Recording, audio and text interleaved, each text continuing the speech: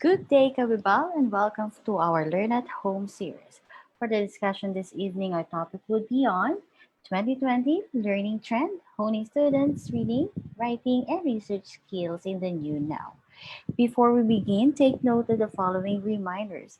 Make sure you're registered to the webinar to have your e-certificate of participation. Visit certificate.bibalgroup.com to generate your proof of attendance. Place your questions in the comment box allotted during the session and they will be addressed by a speaker later on. Share the video using hashtag LearnAs1PH is our official hashtag to our Vibal webinars. Experience learning, Kabibal.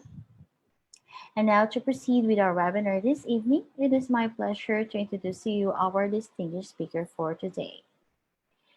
Mr. Gil Gerald Fuentes is a communication arts graduate from Colegio de San Juan de Letran. He has over 10 years of experience in digital marketing, brand management, and marketing communications. He also has overseen years of experience in research and academic resource speaker. He has published a research paper entitled The Perception on Indie Films of Selected Intramuros-Based Audiences in International Journal of Social Science and Humanity in the year 2015. And he was able to publish a book entitled A Further Look on Independent Films, a realistic depiction of society in year 2016. Mr. Fuentes is also associated with Climate Reality, Unite 2030, and World Merit Organization for his advocacy and SDG 13 climate action. Currently, he is taking a diploma course on modern and contemporary American poetry at University of Pennsylvania via Coursera. Ladies and gentlemen, please welcome Mr. Gil Gerald Fuentes.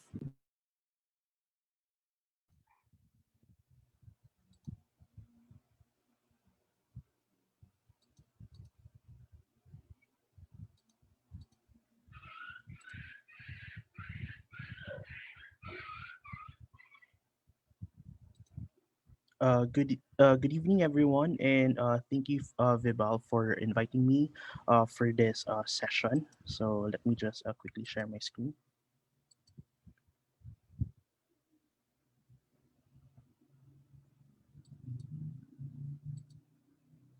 Okay, so our today's discussion is about 2020 learning trend, honing students' reading, writing, and research skills in the new now. So basically, as we all know, year 2020 marked a different path in terms of learning patterns, both for students and for the teachers, and at the same time for the parents who are assisting the students in this time of pandemic. So basically, this topic would really cater more on how we could develop or how we could solve some problems and improve students' skills in terms of their reading, writing, and eventually research in the new now. So, flashback, learning trend from the previous years. We can start our studies with different kinds of patterns and at the same time, different kinds of study skills that we are building at the moment. So, our motivation springs from different sources as well as our general attitude on our studies. Study success requires clear objectives. So, that would be always the first one. Why do we want to learn? What do we want to study? What do we want uh, to be imparted and at the same time be able to share with other fellow students and at the same time be able to learn more via the new course or subject that you are taking. Second would be the motivation. So students are learning because they have something to, of course, look forward, and that is to pass the subject or pass the examination, be able to do well on recitation, and at the same time being able to learn and use that learning in the long run. So planning.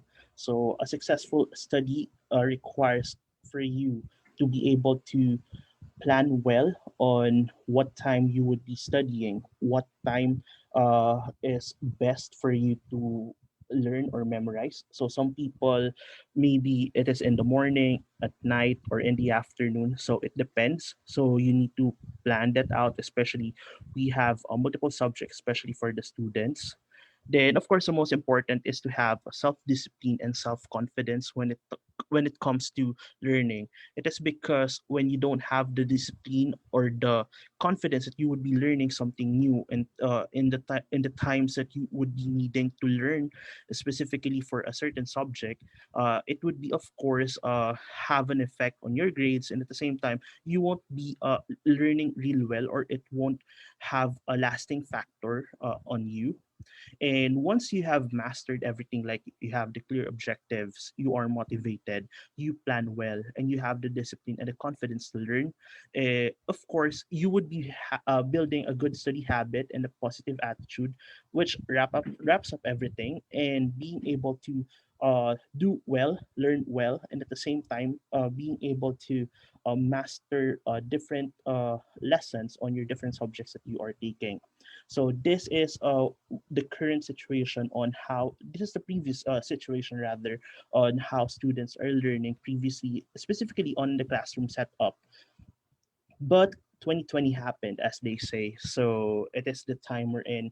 The entire world is in the state of pandemic, and students' learning patterns are disrupted. So it means, of course, we can't learn in classroom these days because there is a pandemic that is happening in the country, not just here in the Philippines, but in the entire world.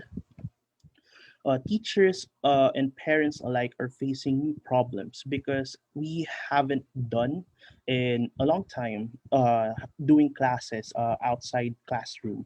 So it is new to everyone. It is like a challenge on how we would be able to proceed moving forward. Even in the news, we could see that the Department of Education, even the Commission on Higher Education, are really planning it out, or they are really doing their best on how they could have a better alternative, or better options at the moment, like blended learning, and what we have on most students having their classes online. So frequent questions: what to do, how to cope up, how to keep up. So this is kind of pressuring in a way, both for the teachers, the students, and the parents, because it is something that, of course, needs planning, needs details on how they would be able to proceed, because this is something new to everyone. Nobody experienced it yet. So first, we need to relax. You are the captain of the ship, so this goes for the teachers and the parents. You are the reason, or you would be the anchor of the students, because without you, parents and teachers, the students won't be able to have the right pattern, or right way to learn without you. So you need to think among yourselves that you are the reason how the classes would go on how you would be able to sustain the lessons eventually on the online classroom or online setup. So first is, we need to consider the current situation of the students. We need to uh, figure out that not all students have the same experiences, not all students have the same background. Each one of them has different problems, or different challenges when it comes to online learning. Specifically, not all students are, of course, well equipped with the right equipment, or right computer or laptop to go on, or have doesn't have a good internet connectivity. So it is something that, of course, we need to consider as teachers, and at the same time, it is something that the parents should communicate with the teachers or the school. It is because you need to properly inform them of your current situation, so that everyone would be on the same phase. So everyone would know the situation of each other. So the teacher or the school can plan out on what they are going to do eventually. And of course, for the parents, if the school or some teachers would have recommendation of how they could proceed moving forward, the parents would know. And of course, the parents could guide the student. So it's easy to take for granted that all students have compatible and up to date devices for e learning in the classroom, but that's not always the case when they're at home. We don't want students to miss out on learning because of practical issues that I have mentioned earlier. So it is always prudent to check with parents and see how the school can support and accommodate students who may have patchy internet connections or older computers that do not support certain programs. So some students even don't have computers or laptops. Maybe some of them are using mobile phones. So I think this is something that the teachers or the school can consider, so that they could adjust their modules or their presentations depending on the needs of some students. Because if we want everyone to learn, we need to do some compromising in terms of course, adjusting, like for example, doing video presentations and the likes. So the most crucial thing that affects how smoothly virtual learning goes is the strength and speed of the students' internet connections. So that would be, of course, the number one factor in online learning. We can proceed if the students or the teachers or the school doesn't I mean the teachers and the students doesn't have the internet connection to go on, because everything happens online. So this is not to say that virtual learning is a no-go if some students don't have strong and speedy Wi-Fi connection. So as mentioned, simple compromises can be made, such as using audio instead of a video conference call and using less image websites and tools. So I think this is more on a tip for the teachers, since maybe the teachers could experience same problems, like they are having slow internet connection. So maybe from time to time they could turn off the video, because having the video on uh, takes a lot of bandwidth in their internet connectivity. So if you have like 20 to 40 or 50 students or in a class, so that is a lot of video, and that would take a lot of your bandwidth. So I think the teachers and the students, of course, need to prepare and make that kind of consideration. So I think if most of the students or the teacher are experiencing a slow internet connection, maybe we could do some of course, compromising of turning the video off, because that would help specifically for the students and the teacher to understand each other, so the audio won't be breaking. And at the same time, for the presentation of the teachers, if they have like a lot of video clips or heavy images that is needed to be presented in their PowerPoint or on their deck, we could maybe use like a minimalist design when it comes to images. Then for videos, if you would be presenting like long video clips, I think we could have like an arrangement with the student of maybe sending them the link of the video in advance, so that prior to class they would be able to view that video. And at the same time, when you go along with the class, you won't be needing to play that video anymore, since you would be giving the task or the video beforehand.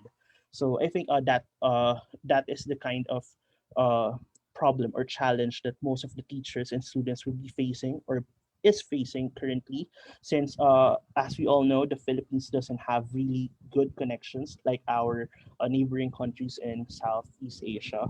So I think that is really a hindrance on, of course, the learning pattern for the students, because when the audio would be breaking, and maybe their screen or the presentation of the video of the teacher rather, are pixelated. So I think the students will be having a hard time understanding or being able to learn well, because of course, when you are the student, you are thinking like, hey, the video is breaking, or maybe the presentation is kind of pixelated. So I think for that one, we could the teachers should really be prepared on those kind of problems or challenges in the future. So next, setting up a routine. So since online class is new to everyone, it is something that we don't experience yet. So most of the teachers are, of course, are having a hard time as well on going around the internet or going around their computers or laptops.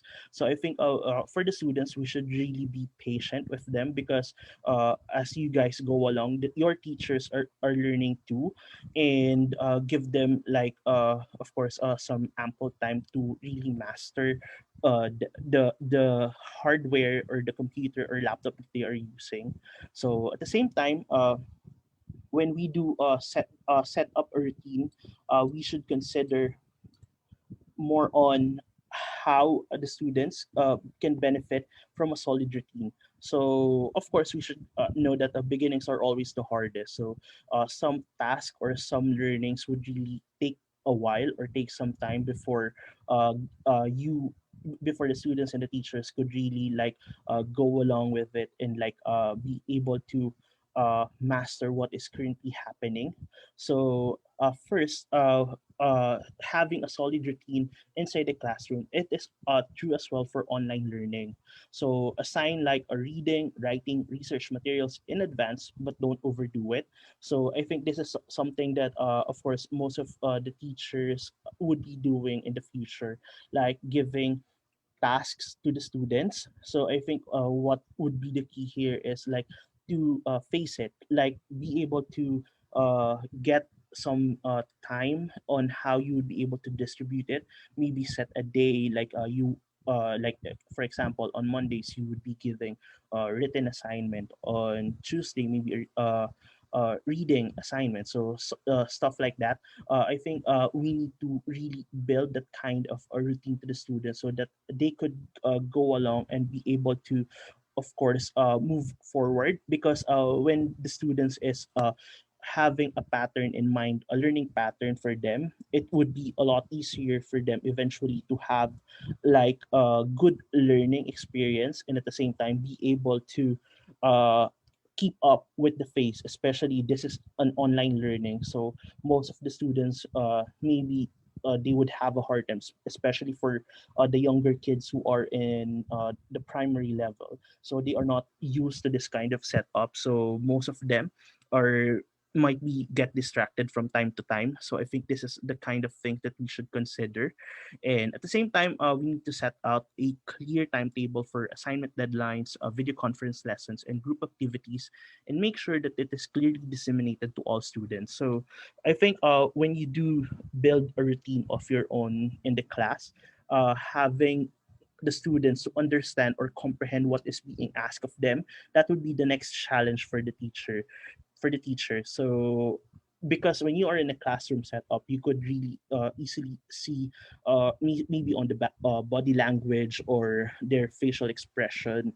You'd be able to notice if the students have understood your lesson or if everything is clear with them. So it is like another challenge for the teachers, like how to distinguish on those students who understand the lesson real well, or who among the students have uh, really be able to get the lesson or get what is being asked or uh, being needed from them. So I think it is feedback system would really be important on this kind of situation, because when the student give his or her feedback, maybe it is in the class itself, or maybe the teacher could set up some individual session if needed. I think it would be good, especially this is like your factor if the students has been able to understand the lesson or if they are being able to keep up. Because some students maybe they would be shy on asking, or they would be hesitant, of course, to reach out to the teacher. So I think there would really be some students with that of kind. So I think it is like another task for the teachers to really be able to, of course, initiate reach out with them, so that if ever they would be able to know firsthand if the students are really doing well or if they are coping up with the current situation. But this kind of problem would be just in the beginning. So as mentioned earlier, beginnings are always the hardest. So once the student and the teacher has the rhythm already got the rhythm, it would be easier as they go along with their classes, since they have figured out this kind of problems, they would be able to solve it, and eventually moving forward, it would be a smoother lesson or a smoother conference or call with the students once you have ironed out this kind of challenges or problems that you'll be encountering at first. Less is more. So I think this is another good lesson or main idea theme for teachers, specifically to those who are new into the online learning. Uh, process. So online learning is not synonymous to the traditional 45-minute to an hour lesson and putting them all online. So I think we have like books with a lot of information, lot of ins and outs of the topic, but then we have to condense those lessons and practice content chunking. So it is like having the keyword or the most important information. It is like building an outline. So this means we really need to focus on the most important details because, as we all know, the attention span of the student are quite short in a way. So you may have noticed it on your own classes, but then of course online learning is different. So the student has a lot of distraction. The students has a lot of factors to, of course, to that they might consider on learning, especially at their house. Of course, the environment is really not that controlled, especially the teacher is just on virtual, so the teacher cannot really check on the student from time to time. So we should consider that factor. So once we have outlined the most important of the things that is in our lesson plan, I think it would be easier for them to, of course, understand and memorize. So always make it short, make it simple, and be easily understood. So once you have given like the keywords or the main idea of the lesson, you could go from there. So once the keyword has been set, the students may have like go the extra mile and read more about it. After class or maybe on the reading time being set by the teacher, and at the same time it is a way for the teachers to really be able to iron out the most important parts of their lessons. Once it is all set up, it is all done, it would be easier for the students to learn. And of course, in some research study, if you are recording instructional videos, you must keep the limit to 5 to 10 minutes at maximum. So I agree with this one, since as mentioned, the attention span of students, not just students, but most of the people, we have like our attention span is getting shorter as time goes by because there are a lot of distraction both online and on your external factors or maybe on the setup that you are currently in. So what you need to do is, of course, when you are giving instructions on video, because most of the people are visual, so keep it short. So I think 10 minutes for me is still long, and some students, of course, we should consider the fact that some of their internet connections are not really fast. So I think we should condense our message or our instruction into a 3 minute to 5 minute. So I think that would really sum up those important information or instruction that you want to, of course, relate to the students. Because once the main idea of your instruction is already being mentioned on the earlier parts of the video, like on the first minute, they would be able to be hooked on the video. So they would more likely to finish the video, and at the same time be able to learn more of what is really being asked of them. So, of course, we need to consider assigning work to be completed over a certain period of time instead of creating new tasks each day. So, use the buffer day to provide feedback for student and answer their questions through virtual conferencing or your online class. So, it is like another task for the teachers. Of course, in it is more on giving assignments to the students. So we need to consider or to pace what is the learning pattern of the students. So sometimes, of course, you should start like getting a view or gauging their skills on how they pick up your lessons or how they pick up the current online classes or e-learning situation that you are in. So once you got that kind of factor, of course, you still need to make it short, simple, concise. You could go from there and set the face more, especially on the feature classes that you would be doing with them. So engagement matters. This is really important on online or e-learning setup. More than ever, we have to engage students, take advantage of making learning relevant as much as possible. If assignments are not meaningful, why would students feel the need to complete them? Avoid assigning packets or time-consuming tasks that led to little learning. So I always mention this when I do uh, speeches in classes or with some of the teachers. Like we need to give assignments that has really good learning or like a discovery, or the students could get good insights when they do assignments. So of course some students might some teachers may give really long assignments, but there is a little learning into it. So to assess an assignment's value, we can ask ourselves, what will students learn from this lesson? And how will I know if they have learned it? So I think this kind of a simple question or checking within ourselves, it would really help, especially for us to give just the most important assignments or important tasks, since as mentioned, we are in the new now, so this is a new situation for everyone. So when you get the rhythm, or you get to know what would really be the students are comfortable doing, you could then of course proceed with what is working on your online classes or with your students too. So it leads now to reading 101 in the new now.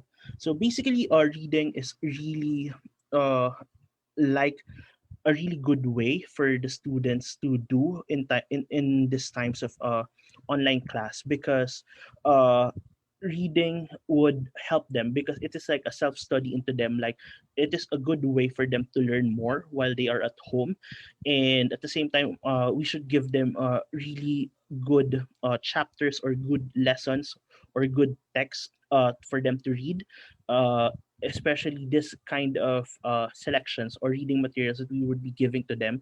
These are the things that they would learn eventually. So it would help, of course, the teachers in the long run, once the student understood or being able to read something that is related to the lesson. It would help to quick up the face of the class, and at the same time the students could be learning in advance. So of course, the first one is having to be visual. So most people, specifically the students, they are visual. They are visual people.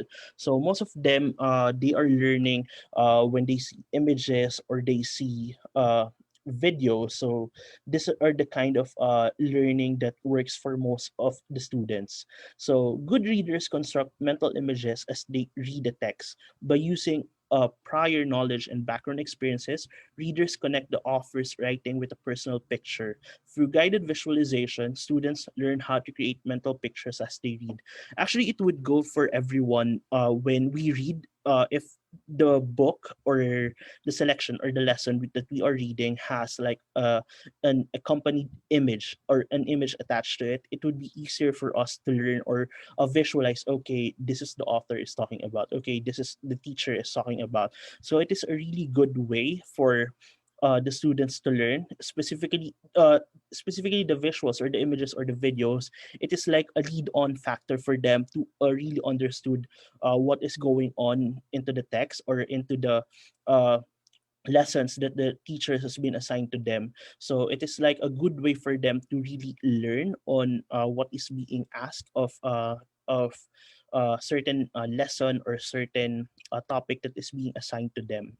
So generating an image while reading requires the reader to be actively engaged with the text, and creating mental images while reading can improve comprehension. So when the student or see some images in the video or in the text that they are reading, it is something like they would start imagining with that accompanied image. Then when they read it, so that image in mind or that image they see, they would continue their brains. They would continue to, of course, imagine what would go next based on the image that is being attached to the text. So it would help the students to really learn more and, of course, comprehend what is being asked or being written on the text provided to them. So next is, of course, to promote joint reading exercises. So one of the best ways you can keep the students engaged during this time away from the classroom is reading. Make it a goal for your students to read a variety of text types according to your lessons, at least 30 minutes a day. So it is really a good way to have the students be engaged via reading. And reading is fun if you have friends, of course, to read this topics, like for example some uh, stories in English subject, or maybe some stories as well in our Filipino subject. So when tackling difficult reading concepts, specifically for language classes or reading classes, so sometimes there are selections that are hard to understand, and there are some stories that are really long, and sometimes the students can pick up everything. So when they do read all together, or like a group learning session, it is like it is kind of a source of support system from them, for them. It is a way as well for the students to really check if what they have read is right. So it is like an immediate feedback system, like okay, the one student would be asking his group member, this is what I read, this is how I understand it. So the other students maybe give his or her comment, and into the group, they could reach a consensus, like, okay, this is really the main topic, or this is the factor, or the main idea, or concept that we are reading. So it is creating a more relaxed learning atmosphere that allows positive learning experiences uh, for all the students. And at the same time, it is a good way for the teachers to have, like, because they have a lot on their plate. So it is something that could, of course, help them, the students, to learn more, of course, together with their classmates instead.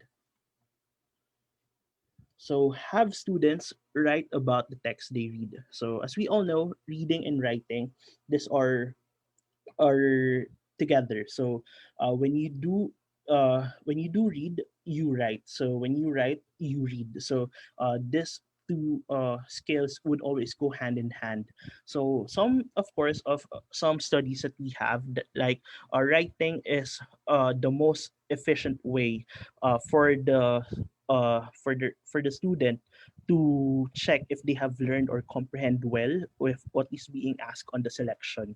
So writing about the text proved to be better than just reading it, reading and rereading it, reading and studying it, reading and discussing it, and receiving reading instruction. So when they read something, I think we could have like an immediate, or like a seat work for them to write something about the text that they have read. So it's like asking for their insight, or maybe asking for a uh, key factors on the story or the lessons that they have read, because it is really a good way for them to understand or comprehend when it comes to lessons, specifically to those technical subjects, like in science, um, in language classes. So as we write, so we go to writing 101 in the new now. So basically, regular writing task. So as with any skill or talent, regular practice is what leads to progress. That goes well with writing. So build twice to thrice a week quick writes into your online teaching schedule, and provide your students with a weekly prompt or opportunity for more extended writing. This will help maintain students' writing skills and build good remote learning habits. So of course, it is like practice makes perfect. So the students need to have like uh, at least twice or thrice a week written assignments, because it is a good way for them to really comprehend on the lessons, or it is a good way for them to understand what is being asked on uh, previous lessons that has been discussed by the teacher or in class. So of course, we don't want to bombard them to like have like an everyday writing task.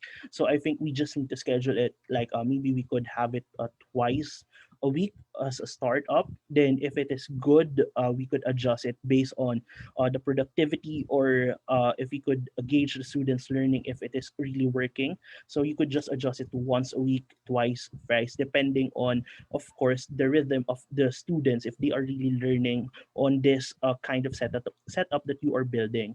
So of course, we need to have at least one weekly opportunity for them to write in long form. So it is like a good way for them to really practice their writing skills, and at the same time, a good way to check if they have been able to comprehend or understand the lessons that has been taught.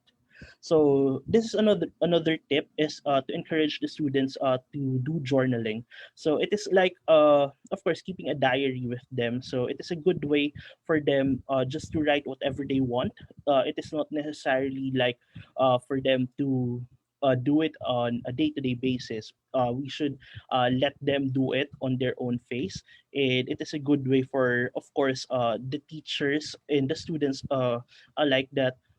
When the students do journaling, so they are practicing their written skills. So maybe we don't have like a technical writing into it, but it is something, it is like a good start for the students to move forward, because when they write, you would be learning. So it is like you their vocabulary would be enriched. They could integrate their experiences, so they could relate it to the lesson. So it is like some of the factors into journaling. So I believe some of the teachers, maybe in our English classes, like the teacher has assigned us to do uh, journaling, or having like write your daily experiences. So I believe one way or another, the students or some of the students would have experienced it in their English class, or maybe in the Filipino class as well, involving language. So because this is a really a good way to gauge if to check the vocabulary of the students, if of course they are of using the proper pronouns, verbs, and such. So it is a good way for them, or and the teachers as well, to help the students into getting them into their writer's hat. So of course, another thing is encourage students to simply write an online review of a restaurant, store, movie, or product that they like. So I think it is it is a thing right now, like Shopee and Lazada, so online shopping. So it is like a thing at the moment. So I think you could encourage them to like leave a review to the product that they have bought into the store. So it is a good way as well. Of course, they need to write proper uh, review about the product, like what are their thoughts on it. So push them to include multiple reasons and plenty of details explaining why they recommend or don't recommend what they are reviewing. So it is a good way for them, of course, to write well in the future. So establish a group interaction. So this is same with group reading that we have mentioned earlier. So group interactions and peer review can further boost a student's creativity and serves as an avenue to explore different writing styles. So of course, when students are in a group, or like for example they have partners in a project, so I think it is a good way for the students to learn different writing styles, because maybe some of the students are more on into directly uh directly telling what is being asked. So it is like a direct summary of what is being assigned to them. Then some of the students maybe are really good into using verbs, using adjectives. So it is like more on a feature writing type of skills. So it is a good way for them to be exposed into each other's writing styles, and eventually it would be improved once they have been able to see each other's specific details of how they write. It is like a good learning pattern for them too. So students should work together on the task and maintenance functions of a group. So when we do group interactions, of course, roles are important in group development. So, for example, task functions may include initiating discussions, clarifying points, summarizing, challenging assumptions, providing or researching information, and reaching to a consensus. So for me, in a group, there would be someone who would really initiate the task, or he or she would be giving the topic for the entire team. So it is a good way for a debate, or to check each other's uh, point of view. So it is more on the clarifying part. Then someone could do the summarizing of what is being asked. So if they have reached into a consensus, and they need to do further research on the topic or the current situation, or this discussion that they have arrived into. And of course, it is a good way, of course, to move forward to the next slide, which is research 101. So of course, when the students have the written and reading mastery already, so it is like a good start for doing research. So I always believe, like, the students as early as in their uh, primary years, if we could do a little research task for them, because it is a good way to learn and to gauge their written and reading skills. It is like really the way to go on assess if they have learned a lot, or is their reading and writing styles good. So research is the way. So research comes in handy during the season of online learning, since most of the people, even prior to pandemic, most of the students are doing research or checking, like, details of a certain task or certain report. They look at it in over the internet. So sometimes, of course, we can observe that most students are not really going to the library, because most of uh, the things or books in the library are being put into online as well. So it is like there are online libraries, like Google Scholar, for example. So we have like a pool of good documents, and they are all in the internet. So I think it is really a good way for the students to go into and look on these tasks eventually. So focus on enhancing problem solving and critical thinking skills of the students. So it is one of the factor when we do our research skills, because there are like a thesis statement, and they are needing to get the conclusion or arrive into something that is being asked of the thesis statement that they would be creating. So it is a good way, a good study factors for them to check on their critical thinking, specifically on certain topics.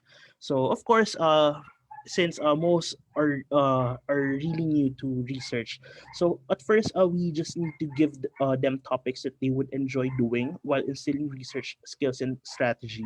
So for me, it is really hard to instill some values or additional learning to the student if they are not enjoying the subject matter. So I think it is a good way, like, if you want to instill some knowledge to the student, start first with giving them the freedom to choose or select whatever topic that they would choose. So maybe it would be a television show, the music that they like an online gaming. So give it to them. So I think it is a good way for them to be really hooked, because it is like a proven factor as well. Like when they do initial research, like for example, look for your favorite television show. So give us some background into it, like uh, who are the writers, who are the actors, so what is the story about, how do you think it would go. So it is something that interests the students, because it is like the topic of their choice.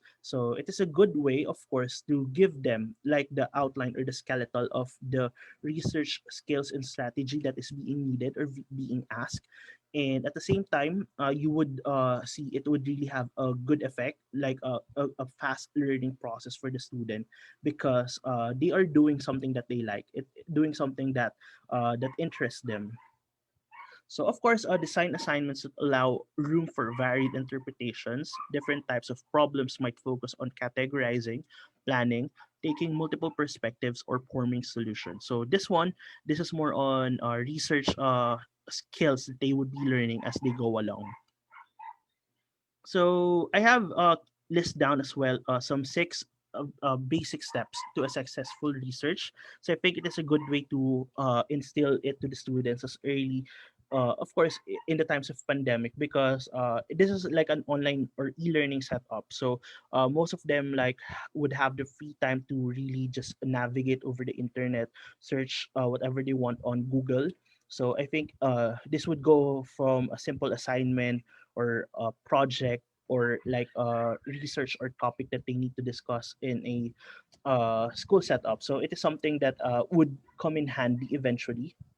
So first is we need to define the topic of research. So we need to pick a subject. So as mentioned, let's let the students start with a relevant topic that interests them. Then when they select a pool of topics, then the teacher can refine it. So narrow the topic down into something more specific or something that really interests them. So second is of course research planning. So gather a background information. So let the students gather information to acquire a general knowledge of their subject. So of course, when we do research planning, they have like a search strategy. So have the students learn how to identify like a strong keywords, synonyms, and related terms to make finding sources easier. So I think it is connected to the first one. When you select a topic of your choosing, we need to consider like, is it searchable? Are there a lot of citations or sources that could lead us to this topic? So it is something the students or the teachers could of course give to the students along the way. So of course, search for resources. So this is connected to the first two. So identify the requirements. Do you need current information or these certain types of sources that you must use? So next is of course when you identify the requirements, students would go over the internet, and not all things in the internet are real or correct or 100% fact. So we need to evaluate web resources or where the study or citation come from. So ensure that the students verify their resources to be credible.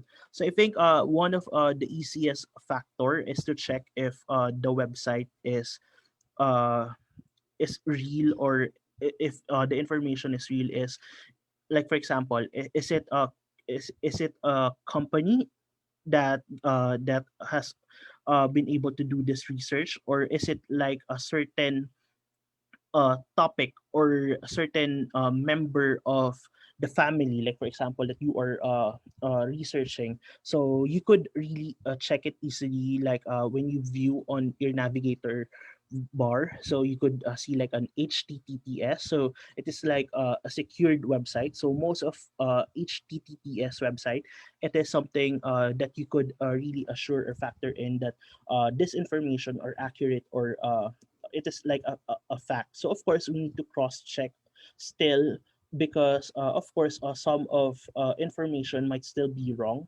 So I think it is like a common factor, like some research or most of their go-to citation or source is Wikipedia. So not all items on Wikipedia are correct, because it can easily be edited by anyone who has access into it. So not all information there are 100% fact or 100% sure or correct.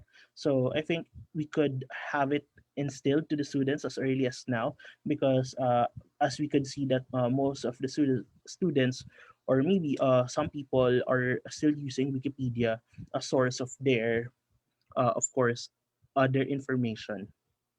So of course, when you have the information or the site or the details that you need, so we need to keep track of the sources. So have the students create citations as they go, or keep a list of sources, because sometimes the teacher would ask if the information, is this correct, is this right, where did you get it? So at least of course when the students would be asked of this, they have like a list of sources that they could present to the teacher. Or maybe when they present like a topic or like an information, we could have these links or these sources like on the last page of the report, so that the teacher could of course check sometimes if of course some information are kind of off, or it is not something is wrong eventually. So it is something that we that they could easily check or cross check eventually. So next is of course to create an outline. So uh, read and take notes. So have students read over the information they've collected and let them keep notes to track where each piece of information is coming from. So thesis statement. So this is the most important one. So they need to encapsulate their research, or what is their topic really all about, what they do, what they really want to find on this research or this topic that they have selected. And we could have it kept on 1 to 2 sentences long, so that there would just be one main idea or one main factor of this study. So of course, next is outline the structure of the paper. So creating an outline of the paper before starting to write is a lot of help. So use bullet points to flesh out an introduction, body, and conclusion. So this is writing. So of course, this is the writing part. So write the first draft of your paper. Students may take 2 or 3 draft version over time. So revising and proofreading. So let students go over their research, as it will help them refine the ideas and catch things like grammatical errors. So of course, again, so it is really important, once the thesis or the research paper is done, there should be always a citation or sources page, so that it is like a verification factor for your research, like, hey, we have the list of sources for this paper, so this is where we get the information that we have put onto this research. So it is like a really good factor, or practice to cite sources along the way, because it is like your verification for your study. So read, write, and research. So it is like the most important thing at the moment, specifically on e-learning. Everyone is on e-learning. So reading, writing, and doing research. So this is the kind of task that the teachers, or even at home for the parents, could do for the students. So each student has a different learning style. So I think it is like a good way to factor in this one, because not all students would have same reading style. Not all of them has same writing style. So not all of them has a good grasp of research. So we need to consider this, because not all students are the same. Some of them might be good in writing, but not good in not so much good in comprehension on reading. So I think it is something that we could work on, especially for the teachers to consider on the e-learning setup. So I think this, especially for reading and writing, this would really need to go hand in hand, and they are correlated to each other, so that we could be able to, of course, to cross check if they are really comprehending, or if they are writing well correctly, especially if it is in line with the topic that has been discussed. So learning is a process. So I always mention this one, because each learning, we do have different phases or different factors on how we learn things.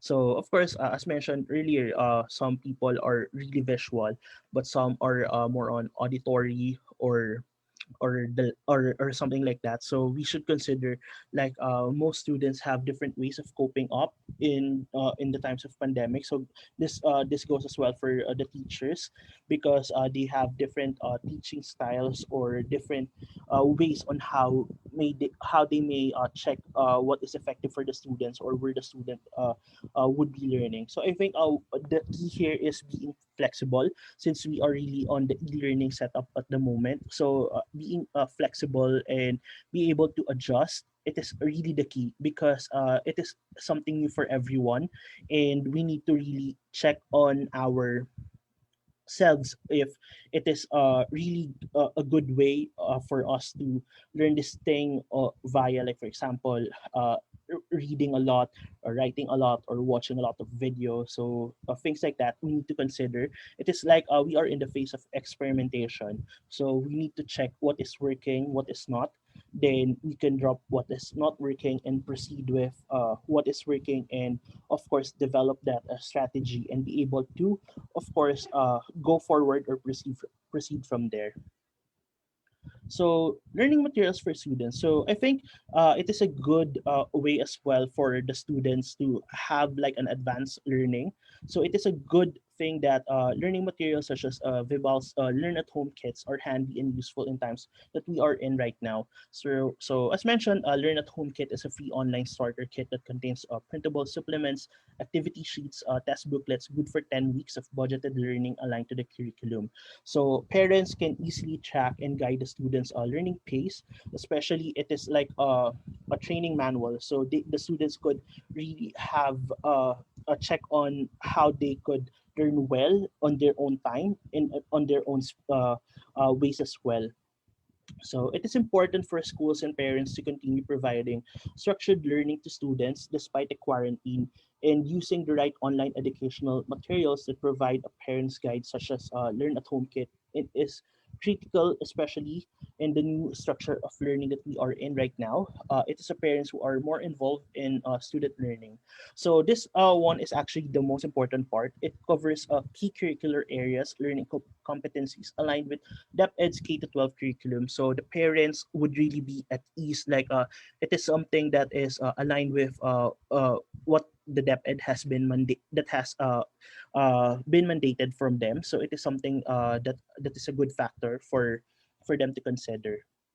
So, using the Learn at Home workbook, students they will encounter an in-depth learning of ideas as they engage in challenging problems, build their understanding of concepts, of course, to test and sharpen their knowledge as well as their critical thinking skills.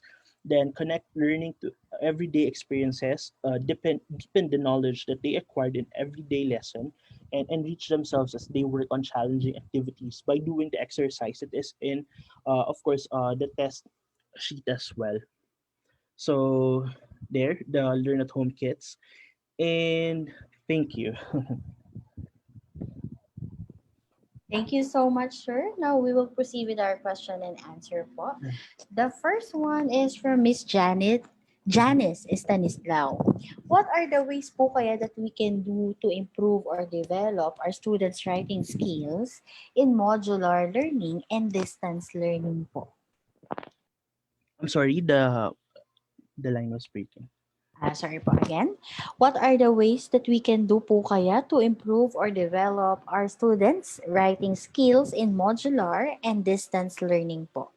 Yeah. So I think it would really go to the topics that you are discussing. So when you do reporting or you do your lessons, it is a good thing that to check on the students if they are really interested on this kind of topic.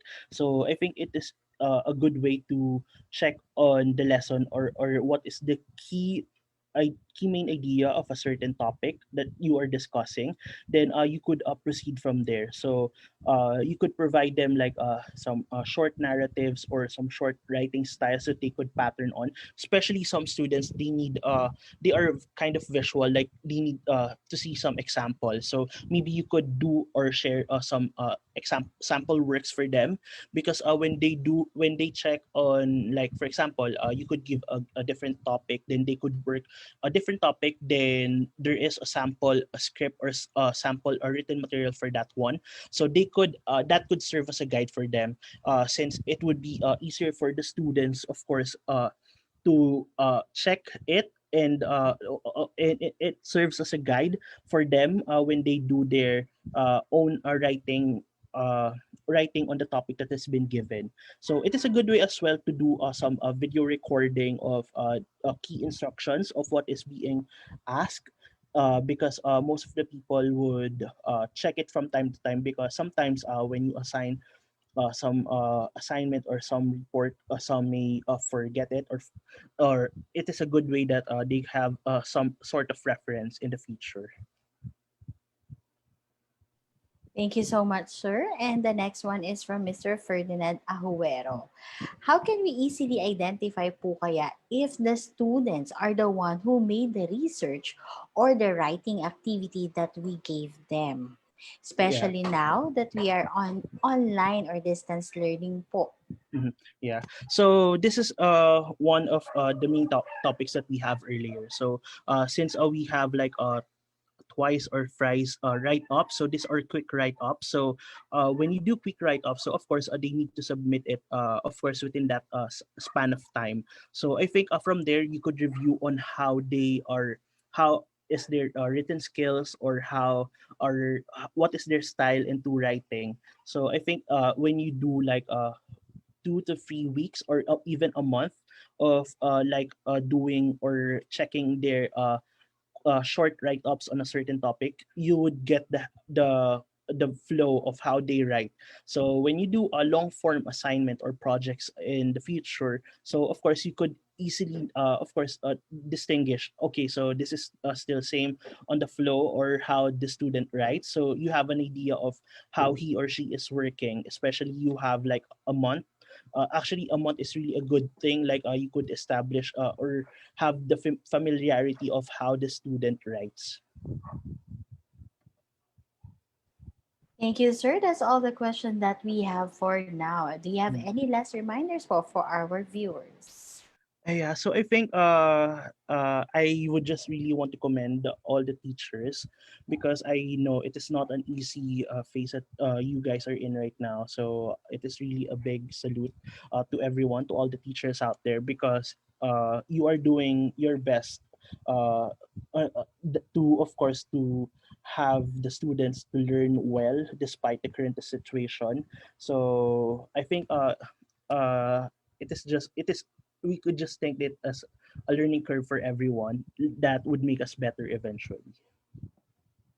So there we have it. In behalf of Ibal Group Incorporated, I would like to thank you, Sir Gerard, for being our Yes, speaker well. this Mhm. evening for this comprehensive and insightful learning session. It is truly an honor to have you with us today, sir. And to all our Kabibal viewers, all thanks to you for your continuous patronage to our daily learning session. We encourage you to subscribe and watch on our official Facebook and YouTube channel. Muli maraming salamat. Magandang araw sa ating lahat. Happy weekend, everyone.